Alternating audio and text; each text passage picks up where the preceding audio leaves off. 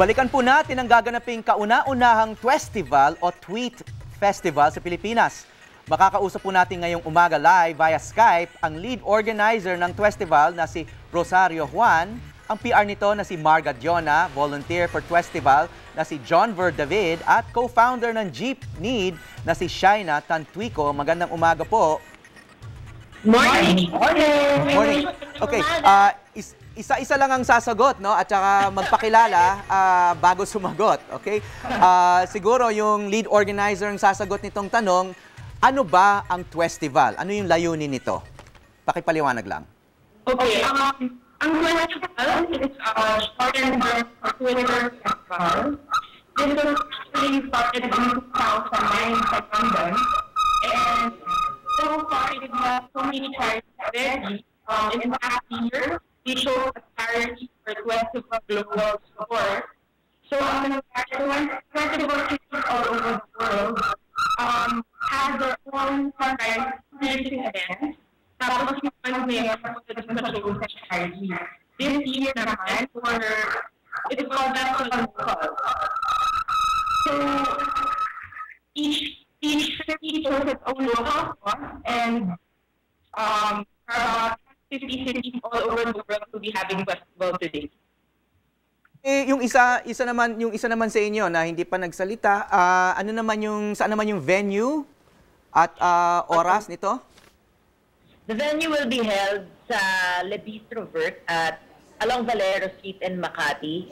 Magsa-start kami at 8 p.m. Okay, so basically ano to, parang Twitter meet-up, no? Makikita-kita yung mga nagkakilala sa Twitter. Yeah. Okay. Actually, we've been having tweet-ups before, but this is the first time we're doing it for a cause. Okay. And then, ano ba yung common interest ng lahat ng dadalo? Aside from you all tweet each other, no? Do you have common interests? I suppose for this time, the common interest is really helping Jeep Need, no? So, from that, we all three, siguro naman given na lahat tayo thinking, we all use gadgets, aside from the common chatting help you cheating. Jeep Need is a mobile science and technology lab for public schools. And so, Twist Festival coming together and really putting up this event to be able to benefit us is helping us do that for public schools in the Philippines. Okay, so isa na naman tong pagkakataon ng paggamit ng social media para sa public interest. Sa ibang bansa, ginagamit ang Twitter at saka Facebook para magmobilisan ng mga protests tulad sa Egypt. Inyo naman, positive action, constructive action, no? Sa pamamagitan ng Twitter. Am I correct?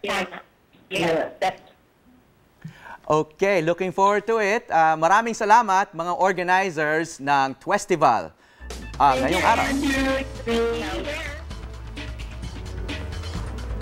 Karamihan ng ating mga trabaho napapadali na salamat sa mga personal computer o PC.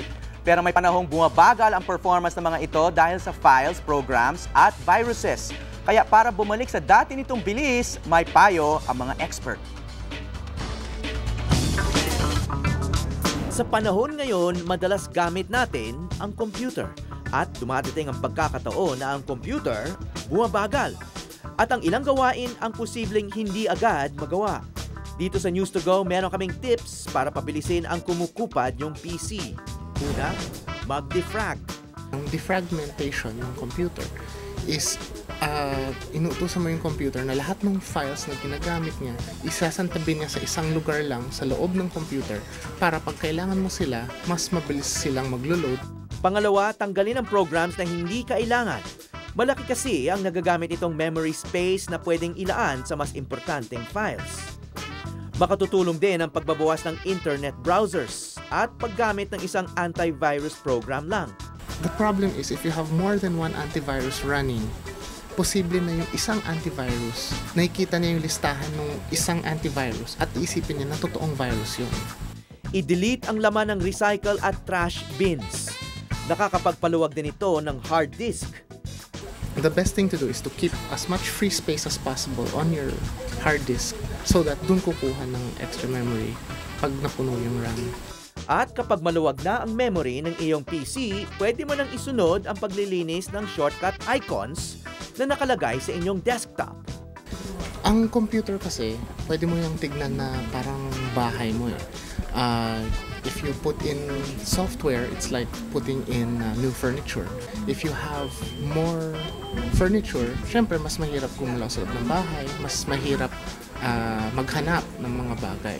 So that's why it's always important to have only what you need and always to organize them cleanly and neatly.